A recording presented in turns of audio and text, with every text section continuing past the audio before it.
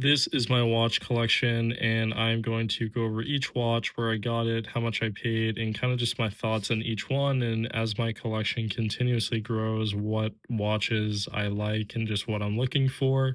So let's start off with the Tissot. So this is a Tissot 1853. I think this is the PR 100, I believe. And I got this from my brother for Christmas. Didn't know he was getting me a watch, and I really love this kind of champagne dial.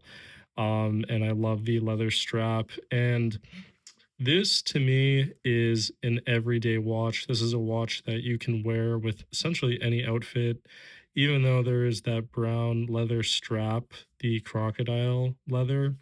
I really love it. I think the dial is like minimalistic. I think it's clean. I think it goes really well with the strap. And obviously, you could get a stainless steel strap, but I think having leather is really, really nice. Just kind of looking closer at the dial. Again, it has that champagne hour and watch hand, and it definitely looks a lot better in person compared to on camera. But it is a really pretty watch. Really like it a lot, and I definitely think that it is just, again, an everyday watch that you can pretty much wear, with everything. And in terms of what my brother paid, I don't know exactly. I'd imagine this probably came from Macy's, so I'd probably say anywhere in like the 300s, maybe four, but I would probably imagine three, could be less, but really love this watch. And obviously, watches that have a kind of story, I think the fact that my brother gave this to me for Christmas matters a lot. So, always having that connection is great. Moving on to this next watch. So this is a Casio. I don't know how people really say it these days, but this is an Illuminator.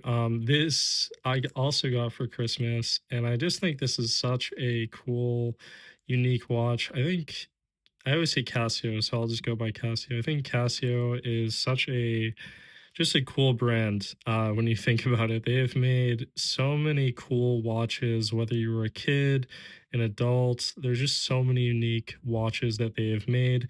And you know something, a lot of people like having digital times. That's just what they prefer. Some people just like this design. And what I really like about this watch is not only does it have the world time and you can switch to different times, whether whether it's Tokyo, different places, but also depending on just settings that you choose. Obviously it can change, but yeah, just really nice. Now it does feel, it's not going to give you the most premium feel, like it's not going to be, the quality of, let's say, a Seiko or Grand Seiko or Tissot, but that's not really what the clientele is when it comes to these models. But just a really cool watch, really interesting, great conversation piece, and you cannot go wrong with Casio. So really like this. And in terms of like the pricing, I think it went for anywhere between $30 to $40. So compare that to other ones, definitely is a lot different. So pretty cool to have in the collection. Moving on, this is a Seiko Presage Automatic GMT. Now, this watch, I believe I got for myself from Macy's a few years back. Really love this watch. In my opinion, this is probably one of the best Seikos I think they've ever made. I think it is just absolutely gorgeous. I do know that there's like a Seiko Presage Zen Garden, which has a little opening on the dial so you can see the movement, but I think this is just a really clean Seiko, and I really like the not only the dial but just the build quality. Obviously, it being an automatic movement, you can have it right there, see that, but also winding. And if you just listen closely, just Seikos just sound really nice. I think they're just great quality, amazing for what you're paying for. And I don't think you can ever go wrong with getting a Seiko, whether you are a collector who has a lot of money, or if you're someone who's starting out. So you really can't go wrong. It's an incredible watch, definitely great for, summer, anything like that. Just really classy, great look. You can also change the strap if you'd like. I don't know if I would ever put a leather strap, but maybe like a silicone strap. Maybe you could do leather. I don't know. I wouldn't say never, but really cool. And this is a GMT, so um, it's really nice. But yeah, great watch, just all around. Really like it, and you just can't go wrong with Seiko, especially their GMT. And lastly, the newest addition to my watch. I'm actually getting a watch on Monday, but the newest addition to my watch collection is a Grand Seiko. This is an SPGF 003, and I really, really love this watch.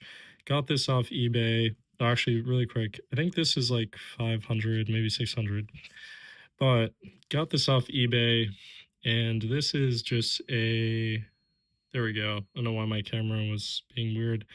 This I got off eBay from a watch seller. Got it used, so obviously there are some scratches here on the bezel, but this is my first Grand Seiko ever. Obviously, Grand Seiko is known for just really, really good quality. And one thing that I really love about this watch was made the year that I was born, 1997, and it was one of the first years that Grand Seiko decided to move from white and I forget the other color, but they decided to create this blue dial with kind of these gold accents on the hour markers, and I think it is so, so beautiful. The movement is incredible. The fact that it's from 1997 still works great.